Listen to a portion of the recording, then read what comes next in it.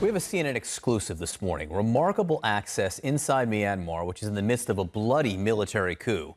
One advocacy group says at least 550 people have been killed in the past 2 months. Protests continue.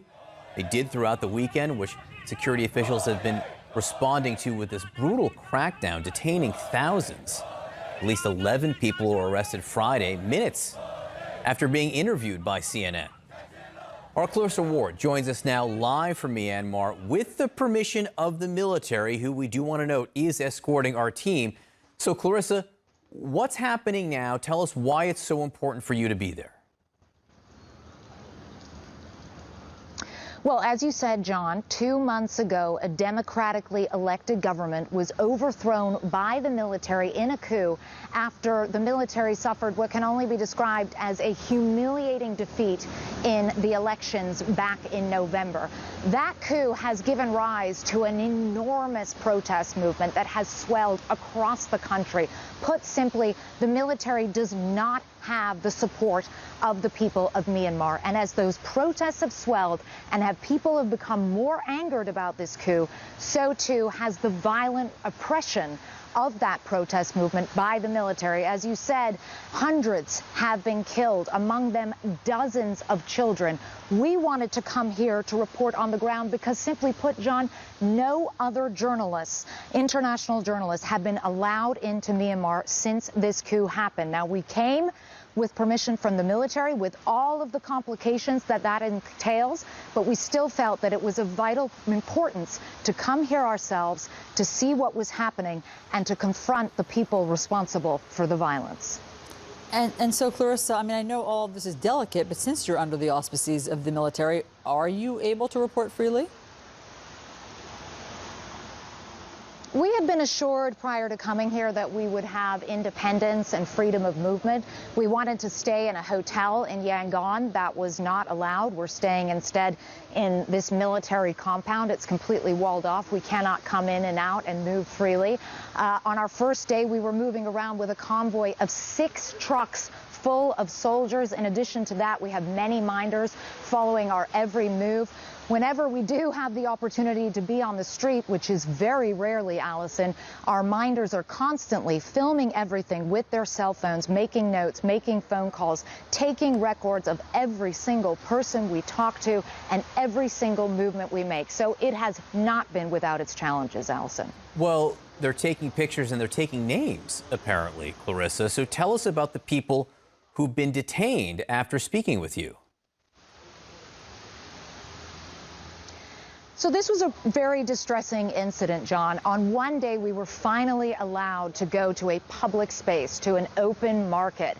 And it's important to underscore here that we have not solicited contact with any activists, with anyone who's part of the protest movement, because we know, given the context that we're here in, just how dangerous that could be. However, when we took our cameras out in this market and started shooting video, people started coming up to us. People started giving the 3-fingered Hunger Games salute that has become the emblem, the symbol of this defiant movement. And they came up and started telling us their stories. They told us they were frightened. They told us there is no peace there. And we let them say their piece. We felt it was important to give them the opportunity to have their side of the story on the record. Shortly afterwards, however, we found out that many of them were detained. One woman actually ran after me while we were still at the market, trembling like a leaf, on the phone with someone who said that 3 people we'd spoken to had already been arrested. We had the opportunity, however, to sit down with Myanmar's senior military leadership, the government spokesman himself, and we asked him why on earth these people had been arrested, and we urged him to release them. Take a listen.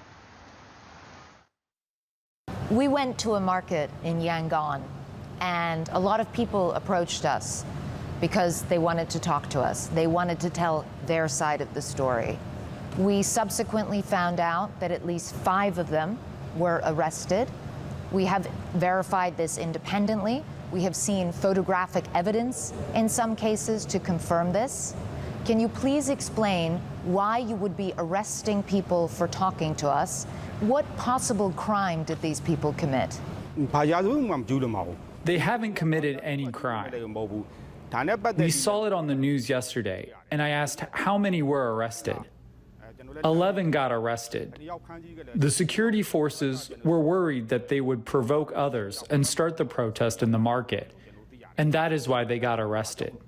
However, the government is arranging to release them as soon as possible. We are now very relieved to be able to confirm that at least 8 of those 11 people, and all 8 that CNN knew about, have now been released. And that is really, truly great news. But still, this just gives you such an idea of the situation that these people are confronting here. They can't even say on camera that they're frightened, that they want a better future, that they want democracy without being arrested. That's how threatened the military is by these people and by this enormously popular protest movement. John, Allison. So Clarissa, why does the military want you there, or why have they agreed to allow CNN to be there if they're just going to arrest everybody that you talk to? The military wants to get its side of the story on the record, too, and that's important, and we gave them the opportunity to do that. They see the protest movement as being violent, as being dangerous, as being disruptive to the economy. They say that if people allow the process to play out, that there will be elections again within the next 2 years. They paraded a series of victims before us who told us stories about being threatened by the protesters, humiliated by the protesters. They took us to buildings that they said had been vandalized by the protesters. But when it comes to the idea of this 2-year process before which there will be elections, you can understand why very few people here have any faith in that.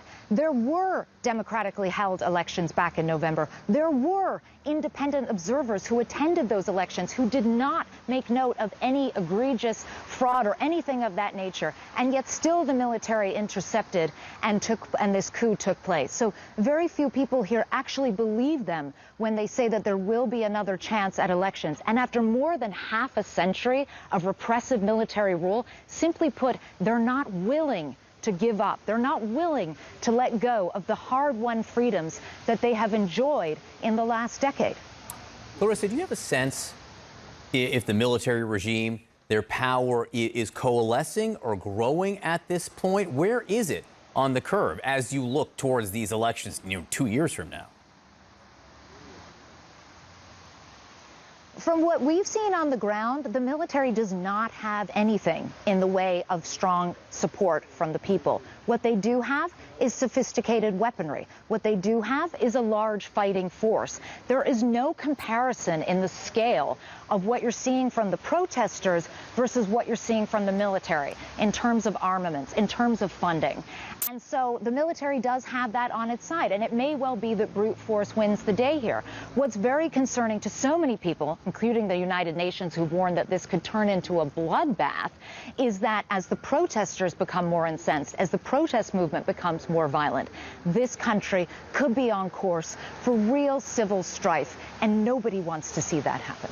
Clarissa Ward, we are lucky to have you there. The world is lucky to have you there. So we get a window as to what is happening. Please stay safe, you and your team. Thank you for being